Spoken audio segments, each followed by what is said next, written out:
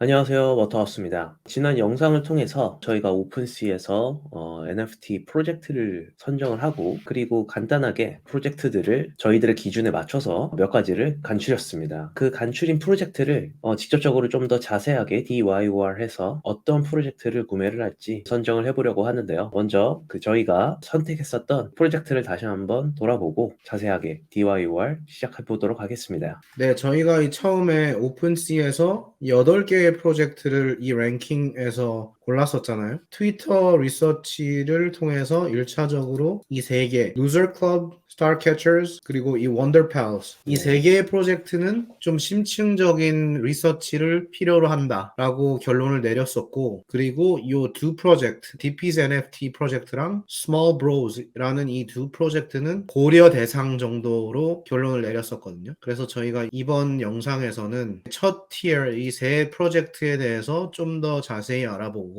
이 프로젝트들의 디스코드나 홈페이지, 뭐 아티스트에 대한 리서치 이런 거를 깊게 해보고 이 프로젝트들이 저희가 인베스트 할 만한 프로젝트인지 결정을 하는 그 마지막 단계를 한번 보여드리려고 합니다. 네, 그러면 우선 이 루저 클럽에 대해서 좀 더 알아보는 걸로 시작을 하죠. 루저 클럽 오피셜 페이지에 보면 제이번이라는 아티스트를 저번 영상에서도 잠깐 봤었는데요.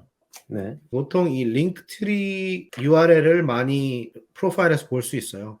이 링크트리를 보면 보시듯이 디스코드, 웹사이트, 트위터 뭐 여러 가지 이 프로젝트에 연관된 링크를 한 눈에 볼 수 있는 이런 사이트거든요. 그래서 지금 우리가 디스코드랑 웹사이트를 먼저 보는 걸로 한번 해보도록 하죠. 디스코드 페이지에 들어왔고 보통 이런 디스코드 페이지에 링크를 타고 들어오게 되면 바로 그 서버에 들어가지는 게 아니고 그 서버에 들어가기 위해서 뭐 몇 가지 해야 되는 스텝들이 있거든요. 그건 서버마다 다른데 해야 되는 컴파운드 것들이 작업을 좀 해야 되죠. 그렇죠. 저희가 complete 이 작업을 하고 여기에 보면 이 디스코드 서버에서 어떻게 행동을 해야 되는지 뭐 이런 룰들이 적혀져 있고 여기에 동의를 하고 서밋을 하게 되면 서버에 들어가게 됩니다. 여기에서 보시면 어떻게 verify 되고 멤버가 되는지 보면 디스클레이머에서 start here를 누르고 그 다음에 read하고 verification 채널로 가라 라는 그런 게 있죠. 그래서 accept disclaimer를 누르면 저희가 들어가게 된 것 같아요. Read this. read this. Code of Conduct. 여기서 행동 지침 같은 그런 거가 있고, 뭐, 도덕책에 나오는 얘기 같긴 한데, 그래도 아무래도 커뮤니티라는 건 서로에게 나이스하고 분위기를 조성하는 게 중요하기 때문에 이런 걸 하는 것 같아요. 네. 그리고 여기에 마지막에 이 이모티콘을 누르게 되면 서버에 들어갈 수 있습니다. 루저 클럽은 좀 이 베리피케이션 인증 절차들이 다른 서버에 비해서는 조금 더 까다로운 것 복잡한 같은데, 편이네요. 네, 그런 것 같아요. 그리고 여기서 인증을 하라고 하면 네, 이런 이제 식으로. 베리피케이션이 들어갔어요. 네, 뭐 네, 이런 작업들을 하는 이유는 보스로서 무작위하게 디스코드 커뮤니티의 멤버들을 임의적으로 막 늘릴 수 있는 거를 최대한 방지하기 위해서 이런 식으로 해놓는 걸로 알고 있습니다. 네, 맞습니다. 그렇게 반대로 얘기하면 지금 이 루저 클럽에 아까 제가 이 링크를 타고 들어왔을 때 10,000명이 좀 안 되는 멤버들이 있는 걸로 보였거든요. 그 수치가. 그리고 이런 조금 까다로운 절차를 거쳐야 한다는 건 루저 클럽의 디스코드에 있는 멤버들은 진짜 사람들이 많다. 라고 반대로 역으로 얘기할 수 있죠. 네, 그렇죠. 그리고 여기 이 커뮤니티에서 일어나는 인게이지먼트 이런 거는 보호과는 좀 상관이 없을 확률이 높아지는 거고요. 이 왼쪽에 있는 서버 메뉴들을 보시면 이 프로젝트에 대한 정보를 많이 얻을 수가 있어요. 저 네. 같은 경우에는 뭐 어나운스먼트 채널을 보는 경우가 많고 이게 아무래도 서버 자체가 어느 정도 시간이 좀 지난 서버이기 때문에 처음부터 어떤 식으로 커뮤니케이션이 이루어지는지 이런 걸 좀 보는 편이고요. 그리고 여기에서 보면 루저 클럽은 어떤 그 스토리를 갖고 어떤 로드맵을 하는지 이런 걸 이런 about 섹션 이런 데서 볼 수가 있죠. 그래서 지금 읽어보면 utility, gamify 이런 얘기들이 나오고 커뮤니티가 중요하다.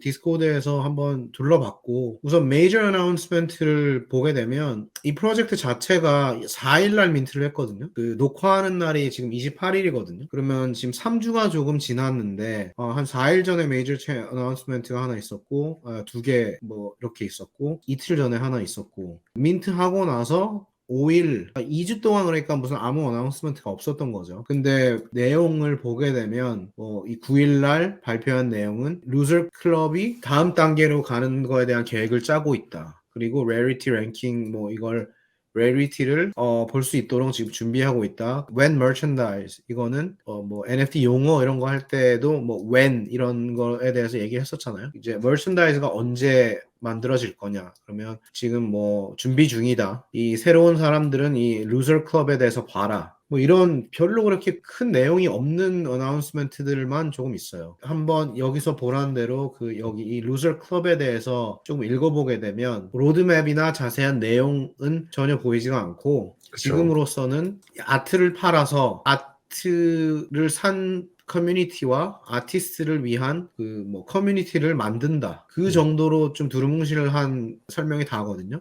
하나 어느 정도 뭐 수치나 이런 좀 디테일이 있는 부분은 플랜에 보면 루저를 갖고 있으면 이 루저 펀드의 권리를 행사할 수 있는 이런 키 이런 역할을 한다라고 써 있거든요. 처음에 민트를 하고 거기에서 200이스를 포함시키고 이 펀드에 200이스면 한국 돈으로 7억 정도 되나요? 6, 7억? 그 정도 그 되겠죠. 정도 되죠. 네.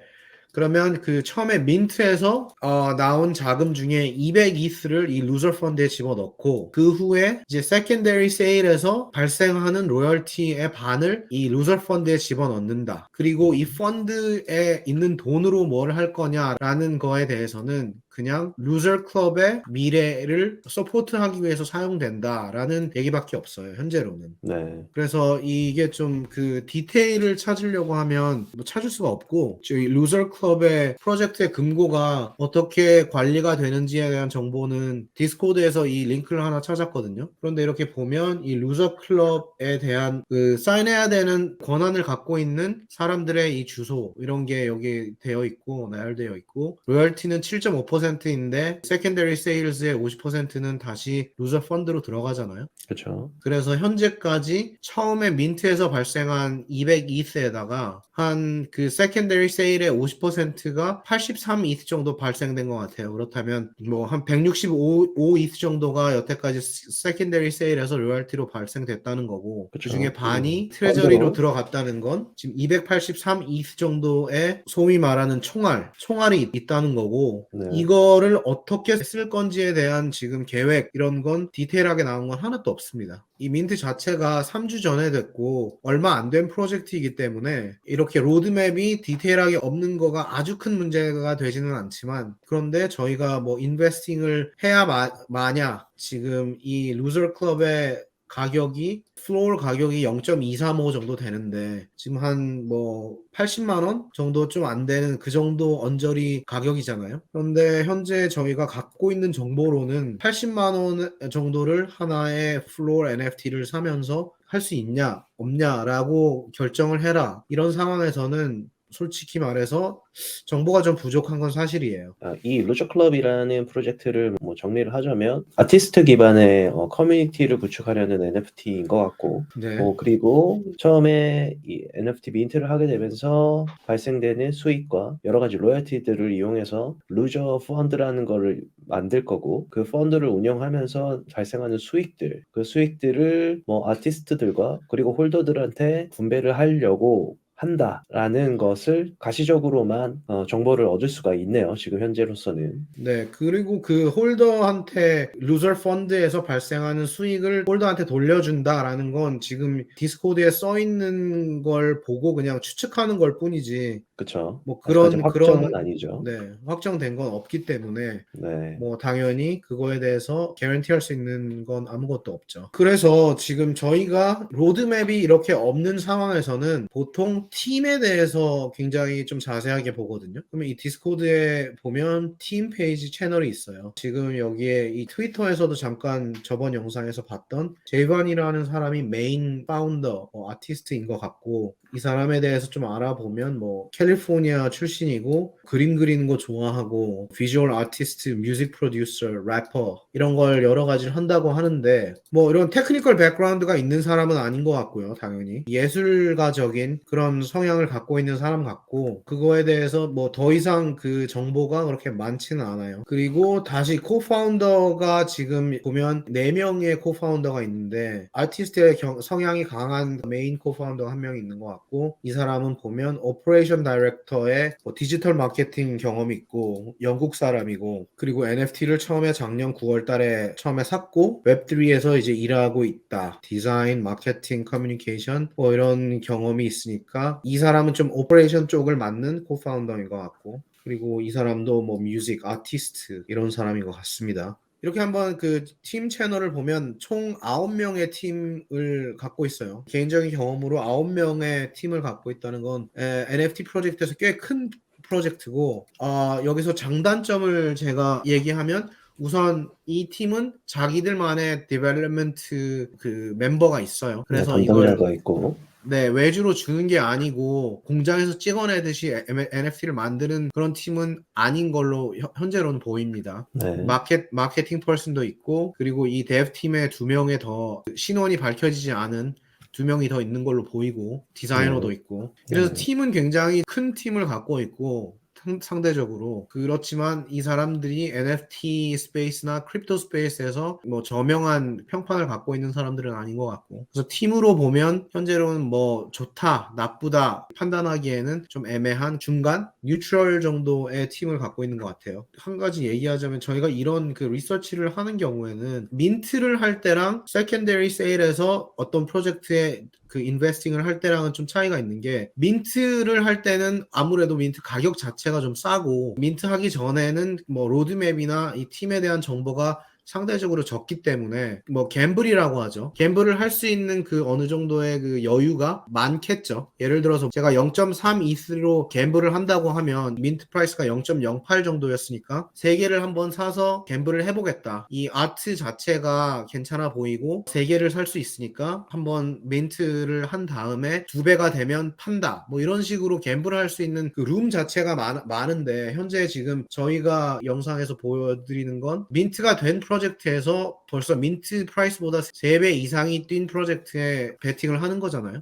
그렇게 되죠. 그런 경우에는 아무래도 그냥 민트 할 때보다는 좀 더 깊은 리서치를 하고 아무래도 그 액수 자체가 커지기 때문에 갬블을 할 수 있는 여유가 훨씬 더 줄어들게 되잖아요. 그렇죠. 아무래도 좀 소극적으로 네. 반응을 할 수밖에 없겠죠. 그래서 이 세컨더리 세일즈에 살 때는 좀 더 신중하고 좀 더 많은 리서치가 필요한 거죠. 결론적으로 봤을 때는 이 프로젝트에서 제시하는 로드맵이나 어떤 추구하는 방향 그리고 팀 멤버를 봤을 때는 투자를 하기에는 뭔가 아직까지는 불확실성이 좀 더 많다라고 네, 그렇죠. 총평을 할 수 있겠네요. 뭐 어떤 프로젝트의 세컨더리 세일을 통해서 베팅을 한다고 했을 때 지금 저희에게 옵션이 베팅을 한다, 안 한다, 뭐 보류한다 이렇게 3가지의 옵션이 저에게 있다고 가정을 했을 때 지금 현재 저희가 갖고 있는 정보로는 중간인 것 같아요. 진짜로 이 프로젝트에 대해서 좋은 점도 당연히 보이고 나쁜 점도 뭐 아니면 불확실한 점도 확실하게 보이거든요. 아까 팀에 대해서 얘기했는데 팀이 9명이다 라는 게 장점이 될 수도 있지만 또 반대로 단점이 될 수도 있거든요. 그 이유는 9명의 팀에게 뭐 월급을 주고 이 오퍼레이션을 끌어가기 위해서는 오버헤드 코스트 같은 게 있잖아요. 9명에게 월급 주고 이렇다는 건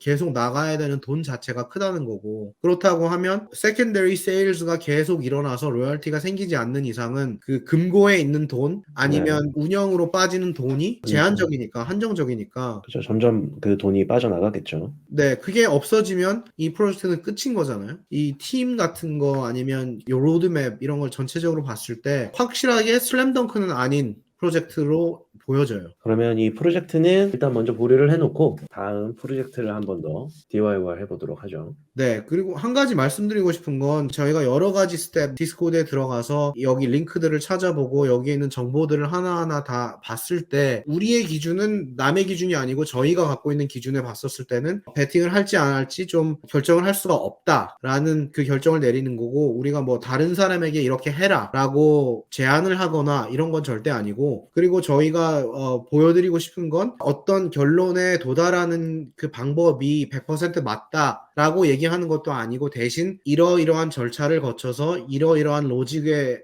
기반해서 그 마지막에 결론에 도달한다라는 그 과정을 보여드리고 싶은 거거든요. 네, 아무래도 여러분들도 그럴 거고, 다른 NFT를 하는 사람들도 다 자신들만의 기준이 있을 거고, 그 네, 기준에 따라서 움직이셔야 되는 거고, 그리고 네, 이제 저희가 말씀드리고 싶은 거는 NFT에 처음 들어오시는 사람들은 어떤 거를 보고, 어떤 거에서 이 NFT가 가치가 있는 건지, 뭐 이런 식으로 판단을 하기가 굉장히 어렵다는 것을 듣고 이런 영상을 지금 찍고 있는 거기 때문에 그런 프로세스들을 한 번씩 한번 따라가 보시고, 아니면 천천히 한번 추가적으로 더 찾아보시는 것도 좋을 것 같습니다. 네, 말 그대로 DYOR인 거죠. 저희의 네, DYOR 프로세스를 보여드리고 그 프로세스에서 취할 건 취하고 버릴 건 버리고 네, 개인 성향이나 개인 로직에 맞는 그런 프로세스를 찾으시는 게 저희가 원하는 결과라고 할 수 있습니다.